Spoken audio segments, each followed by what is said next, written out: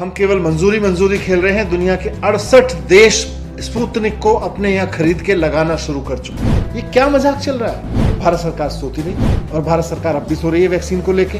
ये वैक्सीनेशन के प्रोग्राम को मजाक मत बनाइए, इसकी गंभीरता को समझिए। अमेरिका में दिसंबर 2020 में यानी कि पिछले साल फाइजर, मॉडर्ना और जॉनसन एंड जॉनसन इन तीनों को मंजूरी दी गई थी।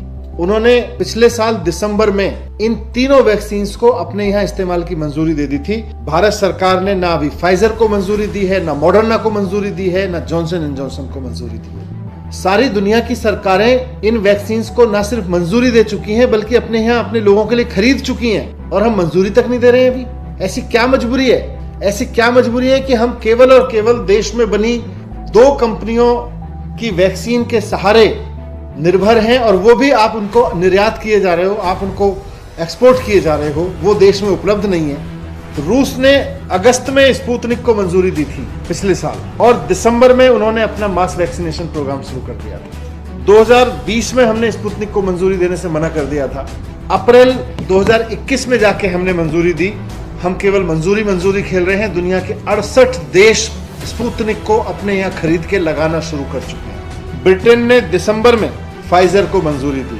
हम तब भी सो रहे थे और अब भी सो रहे हैं। मॉडर्ना को 46 देश मंजूरी दे चुके हैं। हमने अभी अपने देश में मॉडर्ना को मंजूरी नहीं दी है। जॉनसन एंड जॉनसन को 41 देश मंजूरी दे चुके हैं। हमने अभी अपने देश में बेचने को मंजूरी नहीं दी है। ये क्या मजाक चल रहा है? नवंबर 2020 में प्रधानमंत्री नरेंद्र मोदी जी ने सीरम इंस्टीट्यूट का दौरा किया था। उसके नवंबर के बाद से अप्रैल तक भारत सरकार ने इन कंपनियों में इन्वेस्टमेंट नहीं किया। अप्रैल में जाके हमने उसमें पैसा लगाया।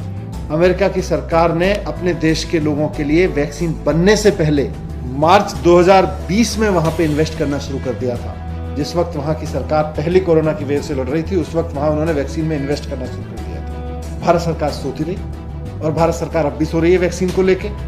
अभी भी वैक्सीन के बारे में बात करो तो कभी भारतीय जनता पार्टी को चूट-पटांग जवाब देने के लिए आगे आ जाती है, कभी वो जस्टिफिकेशन देने लगते हैं कि हमने विदेशों में क्यों भेज दी अपने बच्चों की वैक्सीन। अपने देश के लिए लोगों के लिए वैक्सीन नहीं है भारत सरकार के पास में और ना भारत सरकार खरीदना चाहती है। मैं बहुत हाथ जोड़ के केंद्र सरकार से विनती करता हूँ कि ये वैक्सीनेशन के प्रोग्राम को मजाक मत बनाइए, इसकी गंभीरता को समझिए। ऐसा ना हो कि जब आप वैक्सीन लेके आए तब तक समय निकल चुका हो और जिन लोगों को अभी तक वैक्सीन लगी है उनकी एंटीबॉडीज भी खत्म हो जाए और उनको भी दोबारा वैक्सीन लगाने का नंबर आ जाए। एक बड़े युद्ध स्तर पर एक गंभीर जिम्मेदार सरकार की तरह से पूरे अंतर्राष्ट्रीय बाजार में खड़े हुई है।